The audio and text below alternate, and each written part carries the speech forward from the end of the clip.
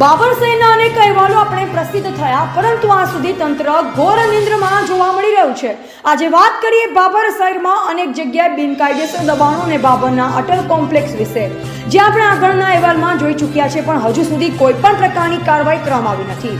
બાબર શહેરમાં અનેક જગ્યા પર બિનકાયદેસર દબાણો જોવા મળી રહ્યા છે. વાત કરીએ આમ તો બાબરમાં વાવ રોડ પર આવેલ સ્વામી વિવેકાનંદના પુતળાથી ગૌશાળા સુધીમાં અનેક બાંધકામો રેસિડેન્શિયલ એરિયામાં તથા કોમન પ્લોટમાં કોમ્પ્લેક્સના બાંધકામો ઊભા છે. વાવ રોડ પર આવેલા કોમ્પ્લેક્સના બહારની સાઈડમાં સીડીઓ બિનકાયદેસર દબાણોમાં જોવા મળી રહી છે, જેની આજ સુધી કોઈ કાર્યવાહી થઈ નથી. અને હમણાં ચર્ચામાં ચાલતું અટલ કોમ્પ્લેક્સ પણ એક નગરપાલિકા દ્વારા ઊભું કરેલ કોમ્પ્લેક્સ છે, જે છેલ્લા ઘણા સમયથી વિવાદમાં ચાલી રહ્યું છે. આજરોજ ફરીથી માપણીની પ્રક્રિયાઓ ધ્યાને પડી હતી, જે અધિકારી દ્વારા ચકાસણી કરવામાં આવી હતી, પરંતુ આજ સુધી તેનું કોઈ પણ જાતના પગલાં લેવામાં આવ્યા નથી. અને જે વાવ રોડ પર ગેરકાયદેસર દબાણ નહીં હટાવવામાં આવે તો આવી સરકારના ચોપડે આ સિલસિલો સદાય ચાલતો રહેશે. Yogesh Joshi, Babar, AGP news India.